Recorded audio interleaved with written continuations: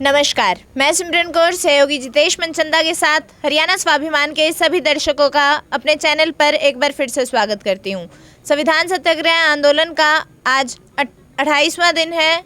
यहां पर हजारों की संख्या में 5 प्रांतों के किसान अपना घर छोड़कर बैठे हुए हैं, आंदोलन कर रहे हैं।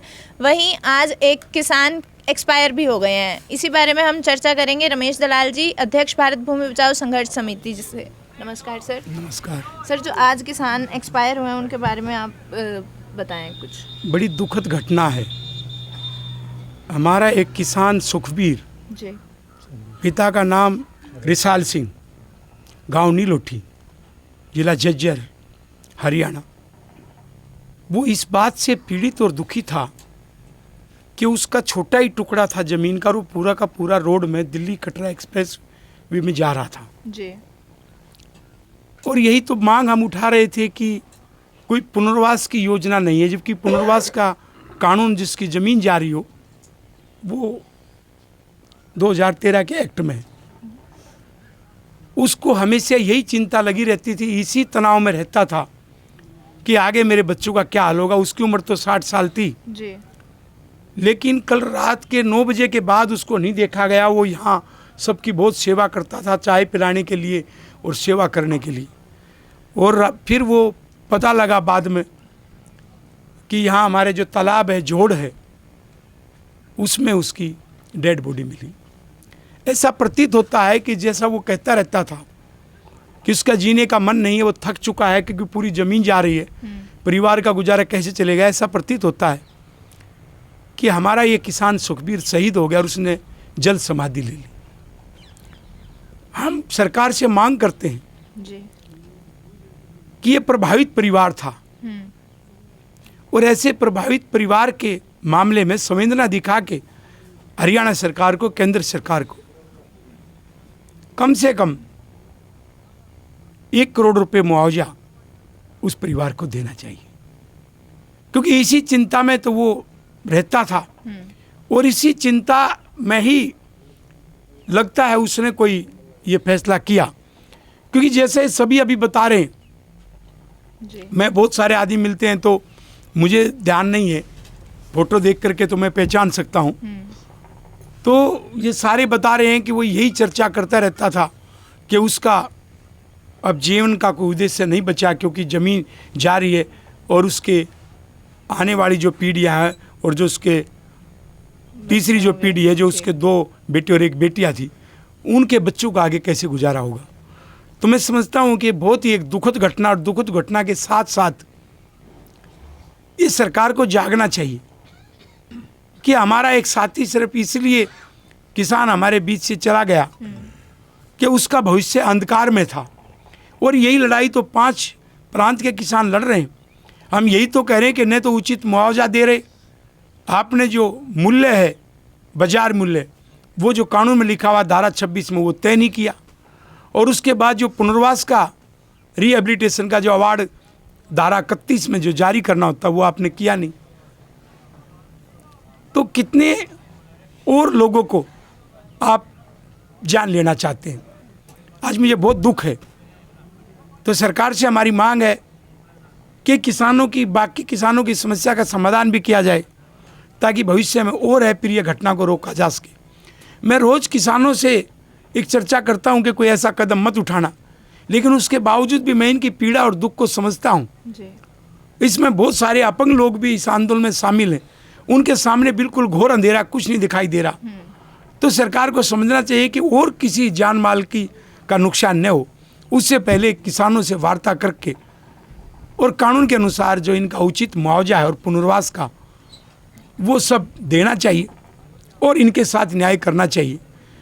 और इस हमारा जो परिवार, जो सुखबीर का परिवार है, उसको संवेदना प्रकट करते हुए जो किसान जो जल समाधि ले गया जी, उसको कम से कम सरकार संवेदना दिखाते हुए 1 करोड़ रुपए मुआवजा तुरंत दे।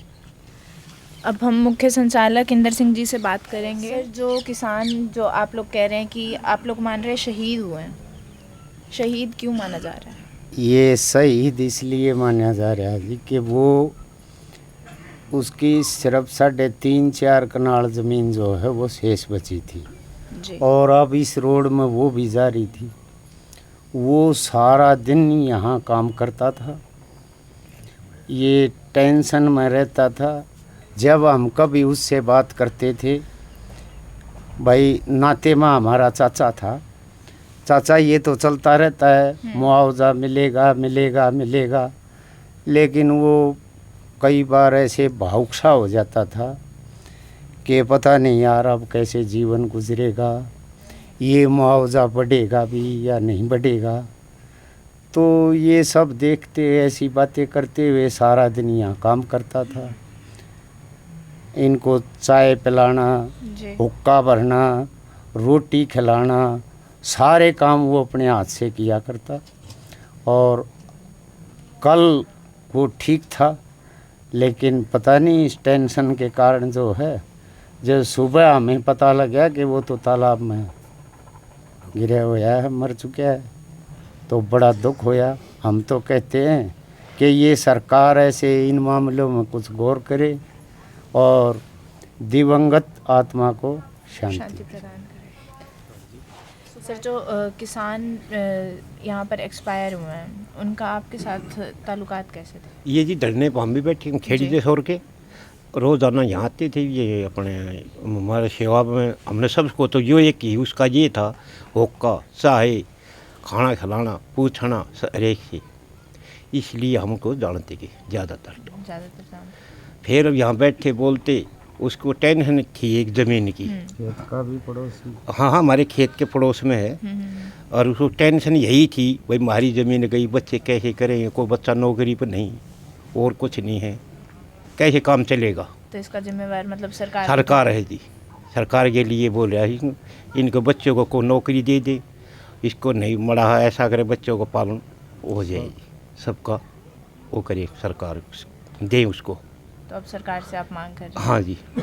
आप अपने लिए भी मांग कर रहे हैं और उनके लिए भी? नहीं, हमारी तो है जी, वो मांगते ये तो एक नई कहानी होगी जी, हम तो बैठे हैं, वो तो अपना शरीर पूरा करिए ये मांग के चक्कर में, ये और ना कर लें। सर, आपका नाम? इंदरवेश हुड्डा, एक सरपंच पोड़ंगी। सर, जो किसान भाई यहाँ पर एक्सपायर हुए हैं, उनके बारे में आपका क्या कहना है?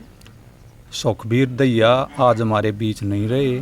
बहुत मेहनती, कर्मठ और लगनशील थे। काफ़ी दिनों से यहाँ मेहनत कर रहे थे और लगातार परेशान रहते थे। बोलते थे मेरी थोड़ी ज़मीन है, वही मेरी रोड में चली गई, इन बच्चों का क्या होगा, उनका भविष्य क्या होगा, इसलिए वो काफ़ी परेशान रहता है। इसलिए उसने कल उसके साथ ये हादसा हो चुका है। मैं सरकार से अपील करता हूँ उसके परिवार को और उसको उचित मुआवजा दिया जाए, ताकि आगे कोई किसान ऐसा कदम ना उठाए। धन्यवाद सर। बड़े दुख की बात है जी, इस असंवेदनशील सरकार का हमारा एक बुजुर्ग किसान भाई कल बहुत ही सेवाभावी, हमारा पहले कोई परिचय नहीं था, जब से हम यहाँ आए हैं इतना सेवाभावी इंसान हमने नहीं देखा। सबके लिए चाय रोटी पानी की और व्यवस्था करता था। लेकिन कुछ दिनों से हम ये देख रहे थे कि वो रात के समय शाम को हमारे साथ बैठते थे हनुमानगढ़ के लोगों के बीच में। तो हमने देखा भी वो घर नहीं जाना चाहते थे शाम को। हमने पूछा ताऊ जी आप घर क्यों नहीं जाना चाहते? कहते कि बेटे मैं क्या करूँगा घर जा कर के, मेरा तो सब कुछ चला गया। इसलिए वो तनाव के अंदर, लेकिन हमने ये सोचा नहीं था भी ये कदम उठाएंगे। लेकिन वो बहुत पीड़ित थे, अंदर से बहुत दुखी थे और इस दुख के अंदर ही शायद उन्होंने ये कदम उठाया है। बड़े दुख की बात है और सरकार से हम मांग करते हैं भी किसानों की आवाज़ सुने। बहुत पीड़ा में है किसान और सुखबीर सिंह जी के परिवार को कम से कम 1 करोड़ रुपए मुआवजा पुनर्वास के रूप में दिया जाए, ताकि उनकी आगे जो पीढ़ियां हैं वो अपना जीवन निर्वाह कर सकें। धन्यवाद सर।